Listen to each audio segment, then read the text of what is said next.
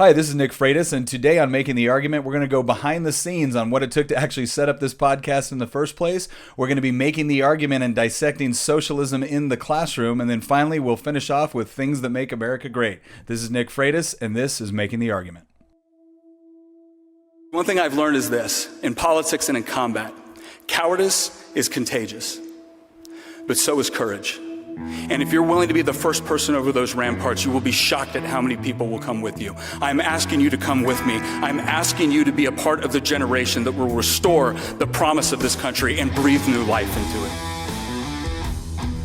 So behind the scenes, why did we do this podcast in the first place? So obviously, a lot of us listen to a lot of different podcasts. There's a lot of different genres that you can go out there, and it's been a great mechanism and a medium for being able to explain various concepts to people, to talk about history, talk about current events. And we wanted to do something that was going to allow us to regularly interact with our constituents, with the population in general, to just be able to talk about things that are important to us with respect to political philosophy, our country. And so as we were going through this idea, it sounds simple, but I'll tell you what, it was several months in the making, and getting the proper equipment, the proper lighting. It takes a lot of video editing to make me look good. That's what this comes down to. And so we were able to bring in our producer, Nick Hamilton. Say hi, Nick. Hey, everybody. Nick Hamilton's here. He's done this a lot. He's really good at it. He's really taken us from kind of the bare bones concept into what you're about to see in this podcast. And so we're very proud of it. We got our executive producer, Joe Desolé. I had to fight with him on months, right? Because Joe's a perfectionist. He wants to make sure that if we're going to do something, we do it right and it looks good. And so Joe's been huge on helping us put this together. But we're really excited about this. This is something that we're going to do regularly throughout the year.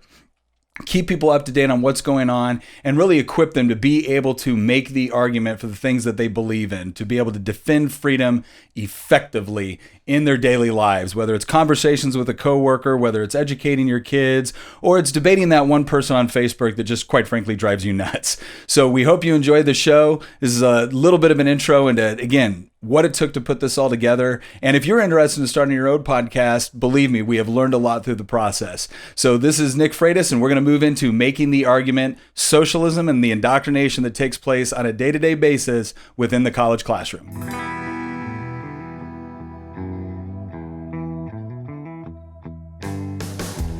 So I'm sitting in this college classroom, and you got to understand, I went to college a little bit later in life. You know, I had been in the military, I'd had a couple combat tours, I was married, 3 kids, a mortgage.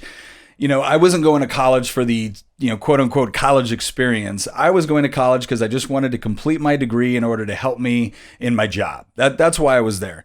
And I really did have a great experience. It was interesting at times. I did some of it online. I did some of it in the classroom. And I think a lot of people have been having that experience lately, that college is not a one-size-fits-all endeavor. But there was one case in particular that was very unique for me. And I'm sitting in my college, and it was an English literature class. And it's important to understand that this was English literature, right? It wasn't an economics class. And our professor gives us the Communist Manifesto to read, because nothing screams English literature like a German communist, right? But this is what he gave us. This is our assignment. And we come into class the next week, and the first question out of the professor's mouth is, what do you think of capitalism?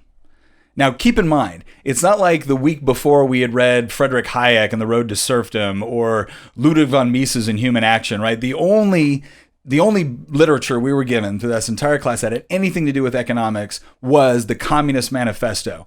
And for those of you that haven't read it, let me just go ahead and give you a spoiler alert. Karl Marx doesn't like capitalism.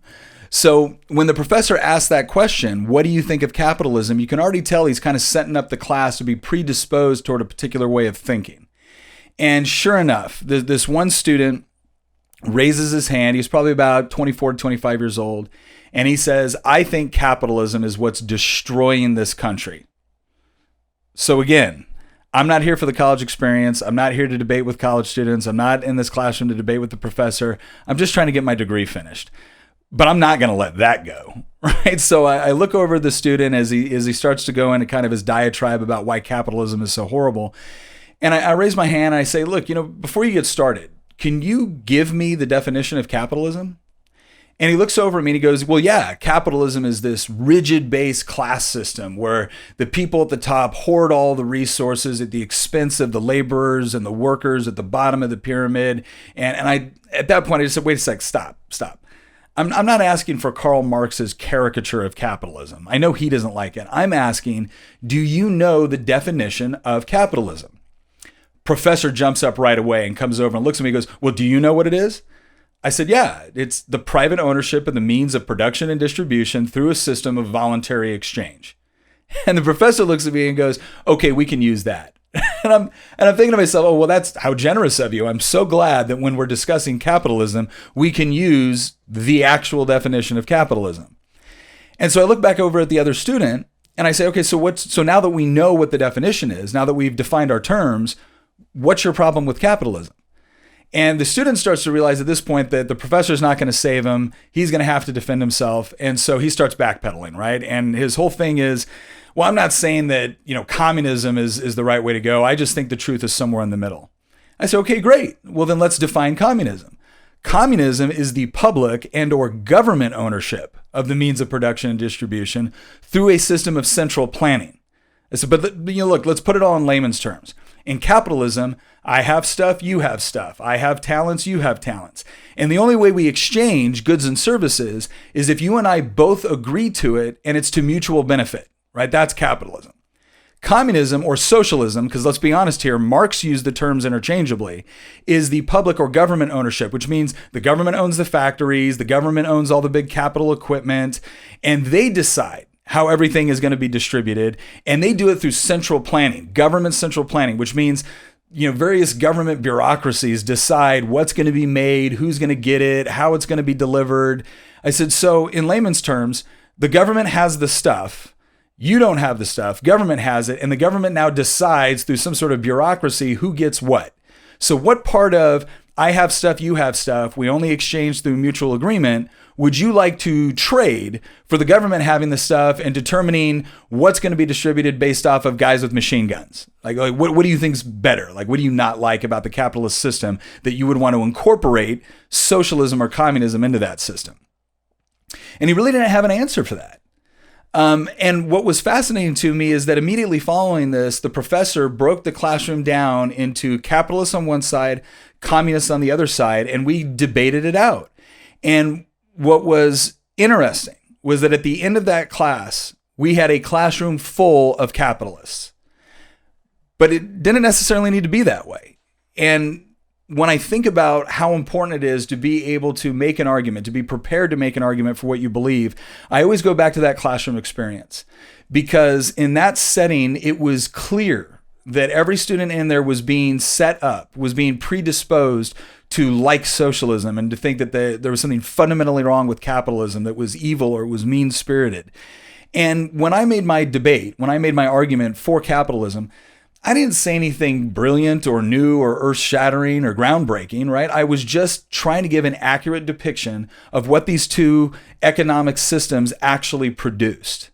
And the beauty of capitalism, I wasn't just making an economic argument that capitalism produces better results. I was making the argument that capitalism is superior, not just economically, but that morally it's more just. Because in a system where you treat people like individuals, where you respect their talents, you respect their abilities, you respect their property rights, they have the ability to pursue happiness in the economic world just like they would anywhere else.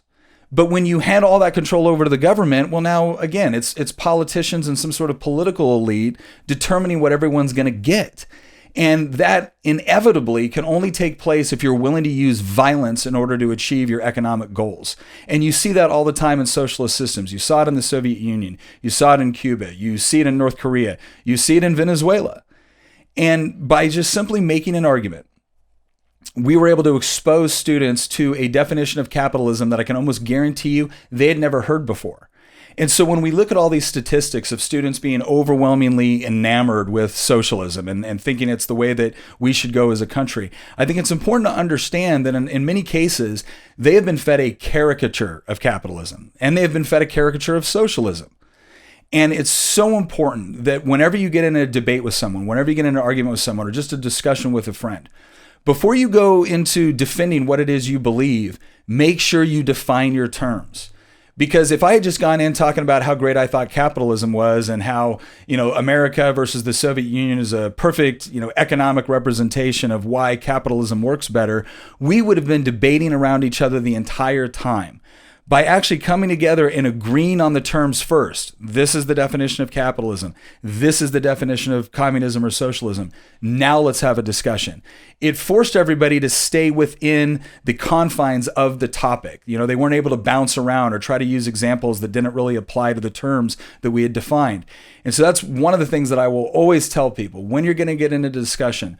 Before you start going back and forth on your preferred systems, define your terms and find out where the other person is coming from with their own perspective. The other student, he had examples of where he thought capitalism had failed, but because we defined our terms, I was able to go and demonstrate how that wasn't a failure of capitalism. It might have been a failure of, someone's ability to come up with a good idea or a product or a service that customers just quite frankly didn't want. But that's not a failure of capitalism. That's just the marketplace working itself out. Because ultimately what we want is an economic system where businesses are focused not on trying to convince the government to come up with regulations or subsidies. We want an environment where businesses are focused on better serving the needs of their customers. And that produces better economic results. And quite frankly, it produces better moral results. So that's the one thing I'll leave you with is when you are debating something, first and foremost, define your terms. It's really going to help you in the discussion process. And you'll find that people are willing to give you a hearing and that you can actually make some really good points that resonate with their perspectives. You need to make your argument relevant to them, not just relevant to you. So that is making the argument on socialism in the classroom. Next, we're going to be following up with talking about things that make America great. Okay, talking about things that make America great. One of my favorite stories. We all know about the Wright Brothers. We all know about them just revolutionizing aviation in America and really the world. What most people don't know is that in the early 1900s, before the Wright Brothers actually had their plane up and flying in Kitty Hawk, North Carolina, the government had decided that it was so essential that we be the first to have an aircraft that they decided to throw tons of money at the prospect. And they went in and they got somebody that was kind of a leading thinker in aviation at the time.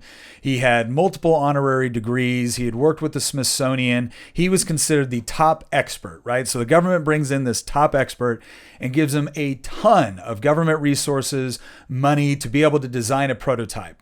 And so they got to work. Government gets to work. They spend all this money. They design a prototype. They take it out on this boat on the Potomac River, and they launch it from the roof of this boat. And it flies about as long as it took to go from the top of the boat to splash into the water. And the government, obviously never being deterred with spending your tax dollars, decides to give them a bunch more money. So clearly there was some mistakes made. Here's a bunch more taxpayer dollars. Go ahead and figure out where the mistakes and get us a workable prototype. So he goes back to the drawing boards, makes his alterations, and gets the plane back up there on the boat. And it lifts off and flies exactly as long as it takes to get to the Potomac River and crashes once again. And it was such an abysmal failure that the New York Times at the time wrote that it might be 1,000,000 years before we ever have a workable aircraft.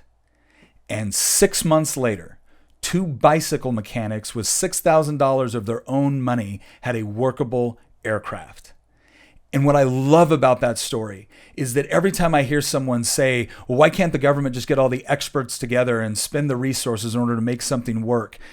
We have this story of the Wright Brothers, and there are literally thousands of other stories that are similar to this in American history, where 2 people had a dream, they had an ambition, and all the experts would have told them that they had no business doing this. That, you're just 2 bicycle mechanics. You don't have the funding. You don't have the resources. They didn't listen to any of that. They had an idea. They had a plan. They were willing to take risks in order to make it happen, and they succeeded. And the reason why they succeeded is because in this country, we don't wait around for the New York Times or the government to tell us what is within the realm of possibility. We believe that if we are free to be able to pursue our passions, to be able to take those risks, to be able to experiment, to invent, to create, to work with other people, we can accomplish something incredible. And because they were not deterred by all the naysayers in the government and elsewhere, they revolutionized aviation, not just for this country, but for the entire world. And what I want to leave you with today is this idea that, again, in the United States, we have the ability to do that, not because of government micromanagement, but because of freedom, individual liberty, private property rights. So whenever someone is telling you that you can't accomplish something or that it's beyond the realm of what you should imagine, understand that that has always been who Americans are. We're inventors, we're risk takers, we're explorers, and we should all take pride in that.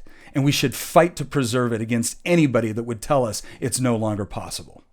So that is all the time that we have for today. I want to thank you for actually spending some time with us. Also, please remember to go on to Apple Podcasts, Spotify, or wherever you get your podcasts and subscribe to Making the Argument with Nick Freitas. Also, please consider leaving us a 5-star rating so we can generate some more interest, get some more participation. Thank you very much.